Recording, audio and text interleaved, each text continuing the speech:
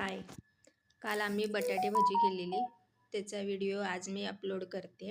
हे बेसन पीठ आम्ही घरीच डाळ दळून आणतो आणि घरचंच बेसन पीठ असतं. म्हणजे विकत आम्ही बेसन पीठ घेत नाही. आणि हे बघा बटाटे खिसून ठेवलेले चकत्या पाडून. आणि चिनू हा बघा हसतोय, स्माईल देते. त्याला माहिती आहे काहीतरी वेगळं बनवणार आहे. त्यामुळे आणि ह्या गोटी जागा शोधते. त्याने वर जागा शोधली. आता हा शोधते कुठे जाऊ मी, कुठे बसू असं. आणि ह्या बेसन पीठमध्ये मी हळद, सोडा, खायचा सोडा थोडा टाकलाय आणि ओवा पण टाकलाय. बघा ते खुश असतात, असं काहीतरी बनवणार आहे म्हटल्यावर नाही का मजा त्यांची असते. आणि मी असं बेसन पीठ कालवून घेतलं. जास्त पातळ पण नाही, जास्त जाड पण नाही. आणि त्याच्याबरोबर मी मिरची भजी पण करणार आहे.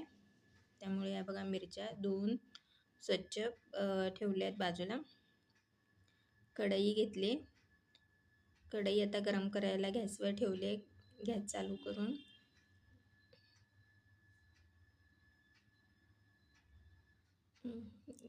कढई तापली की तेल घालायचं. घरी बनवलं ना तर आपण कसं आपल्याला खायचं आहे म्हटलं आपण चांगलं तेल वगैरे वापरतो घरी जेवणासाठी. तर बाहेर गाड्यावर वगैरे बनवतात ते कशावरूनच चांगले तेल वापरत असतील किंवा नाही का असं.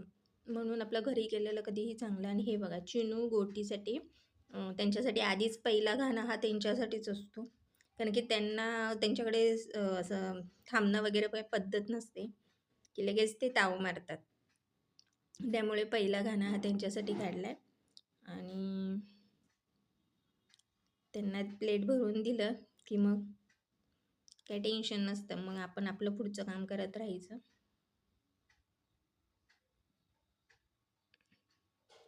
आणि आता मी ही दुसरी भजी टाकायला घेतले. बटाटे भजी ते आपल्यासाठी म्हणजे आमच्यासाठी.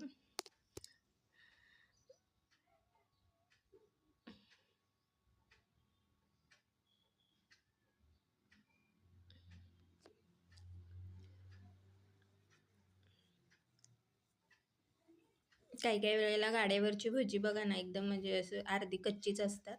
त्यापेक्षा आपण घरी बनवलेली कधीही चांगली. आपल्याला पाहिजे तशी खरपूस तळून घेऊ शकतो, हो की नाही. व्हिडिओ कसा वाटला लाईक करा, शेअर करा, सबस्क्राईबर करा. बाय.